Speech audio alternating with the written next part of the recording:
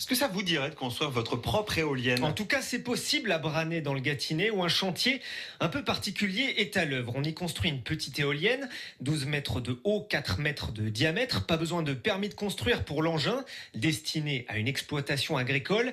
Éolienne fabriquée par les membres d'un réseau qui veulent partager leurs connaissances, Renaud Candelier. La plus grosse partie du travail, c'est fabriquer les 3 pales en bois uniquement à l'aide d'outils manuels, explique Cédric. On va enlever grossièrement le surplus et on va finir par lui donner une forme d'avion. 2 autres ateliers sont en cours, la partie électrique et la soudure du mât. Cette éolienne va coûter environ 7 000 €. À Cyril Nels, elle est destinée à l'exploitation familiale. On va avoir une éolienne qui va produire à peu près 2 kW. Une machine à laver au maximum de sa consommation, ça va produire à peu près la même chose. C'est peu, mais le plus important est ailleurs. On se responsabilise vachement plus quand on commence à produire sa consommation. Alors on fait plus attention à nos On va dépenses. tracer le point B, c'est un tiers. Ils sont une dizaine à participer au stage venus de Lyon, de Bretagne ou du sud de la France. L'idée est de partager ses connaissances, explique Jay Hudnall, fondateur du réseau Tripalium. Les stagiaires qui viennent au stage, en général, c'est autour de 400 € pour la semaine. Mais chaque membre de l'ASSO, il a le droit de revenir pour une deuxième ou une troisième stage gratuitement. Et comme ça, à faire mesure, on crée le nouveau formateur. Amaury, 23 ans, en fait partie et il exporte maintenant ses compétences. Dans 2 semaines, je vais partir